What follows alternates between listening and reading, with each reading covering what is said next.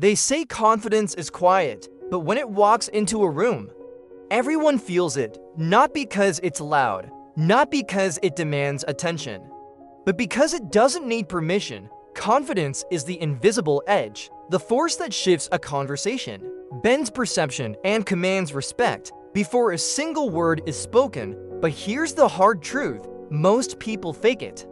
They wear masks, they shrink, they stutter, they second guess. And deep down, they hope no one notices how uncertain they feel. Real confidence, it's not arrogance. It's not showmanship. It's inner alignment. A grounded presence that says, I know who I am, and I don't need your validation to stand tall. This video isn't about cheesy affirmations or fake it till you make it. It's about practical, battle-tested hacks forged in boardrooms, on stages, and in high-stakes rooms that help you own your energy, command presence, and never feel small again. From body language shifts to mindset flips, these 15 confidence hacks will train your psychology, posture, and presence to make sure the room doesn't own you. You own the room. Let's begin. 1. Master the first 7-second sigh. You don't get a second chance at a first impression.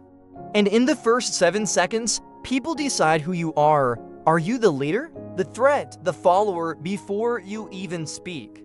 Your posture, your presence, your eyes, they speak first. So speak with strength. Enter like you belong, even if your mind isn't sure yet.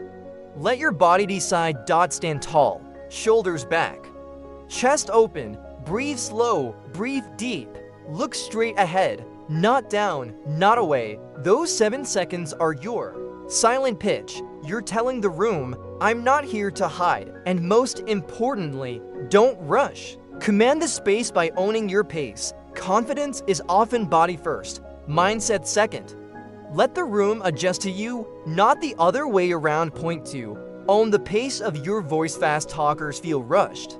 And when you rush, you feel unworthy of time, but the confident, they speak like time belongs to them. Your voice is your remote control. You set the tone. You control the tempo. So breathe, pause, let your words land with weight, slow down. You remind yourself. They'll wait, and they will, because power speaks calmly. It doesn't chase, it doesn't prove. It fills silence with gravity, not noise. Want to be taken seriously? Speak seriously, deliberately, intentionally. You don't need to speak more to be more. You just need to speak less and mean it more. Confidence isn't how much you say.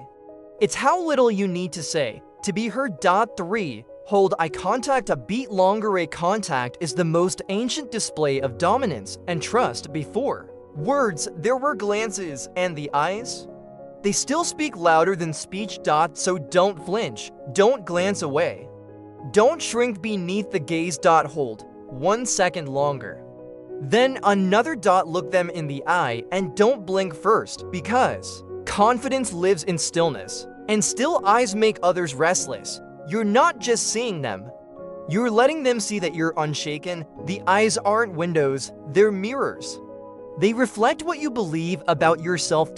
So believe something unshakable. You don't need to stare them down, just don't be the first to retreat. That moment, that steady contact, tells them you're not afraid. And more importantly, it tells you. 4. Stand like a leader, not a victim. Your body broadcasts your beliefs.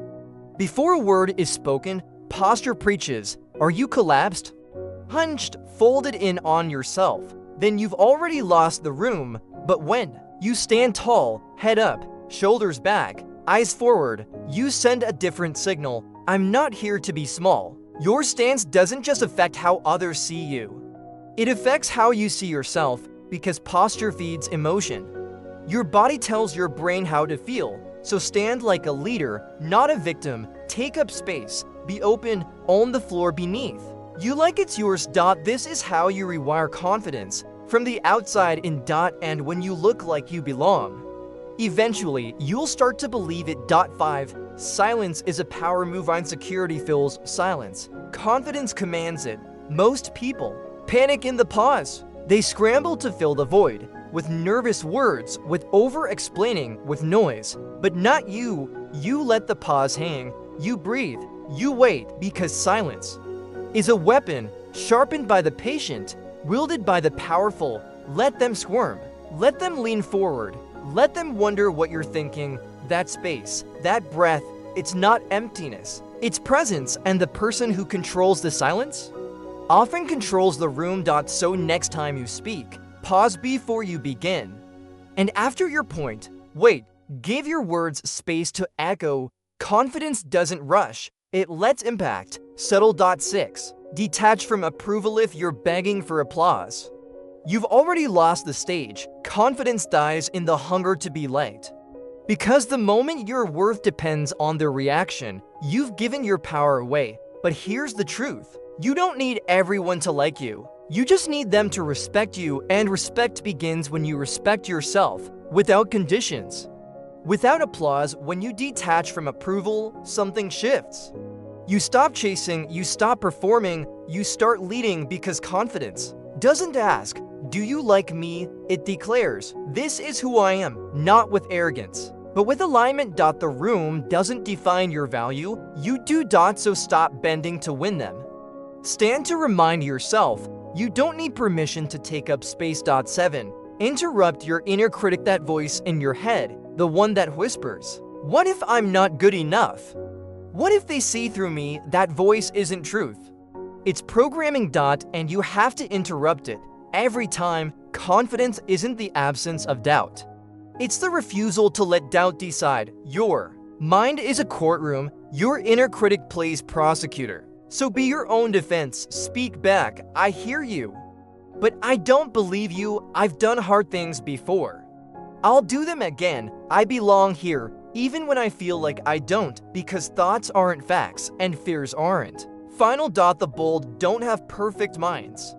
They just refuse to let fear drive the car. Challenge the voice. Rewrite the story.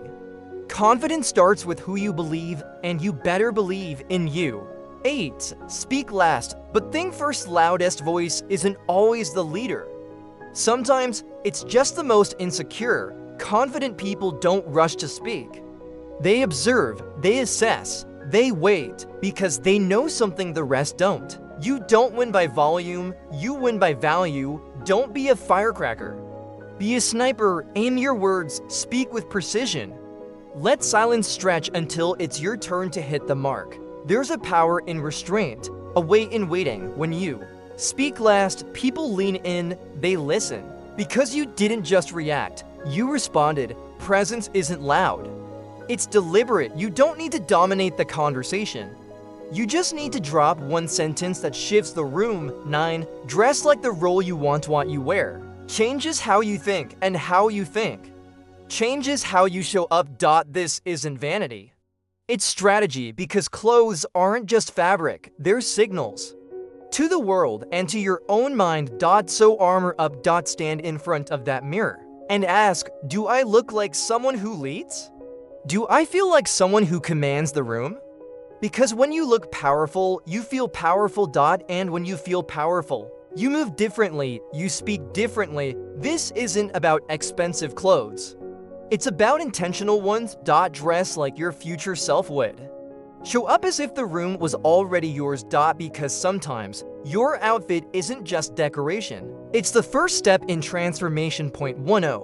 Anchor yourself before you enter. Confidence doesn't begin at the door.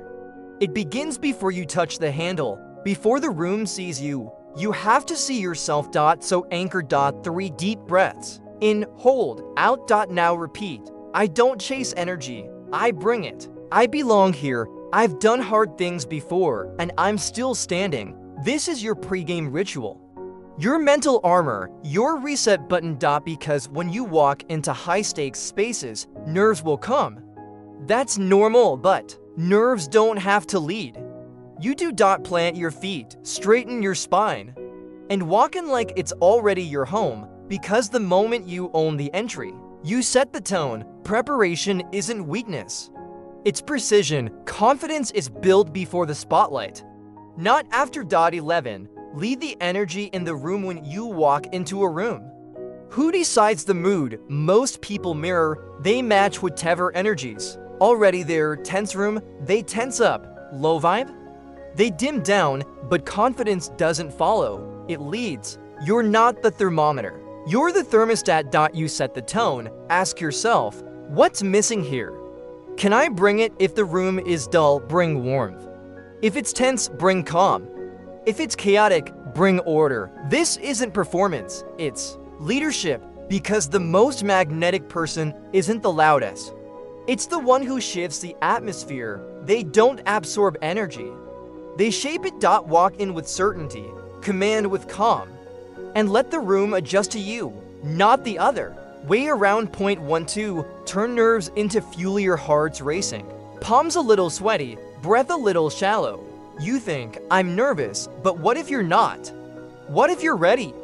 Because here's a truth most never learn. Fear and excitement feel the same in your body. The only difference is the story you attach, that flutter in your chest. That's power waking up. That's energy asking to be used. Adrenaline is your launch pad, not your leash. So breathe it in. Channel it out. Say to yourself, this isn't fear. This is fuel. The pros, they feel it too. They just ride it. Turn it into clarity. Turn it into edge. Don't fight the nerves. Use them because that surge you feel, it's proof you're about to grow. 13. Celebrate quiet wins. You don't need a spotlight to build confidence. You need a mirror and a moment of honesty. Did you hold eye contact today? Did you speak when your voice wanted to hide? Did you walk taller even when no one was watching? Then that was a win. The mind builds on proof, not potential. Every tiny victory is a brick. Stack enough and you build unshakable belief. Confidence isn't made on stages.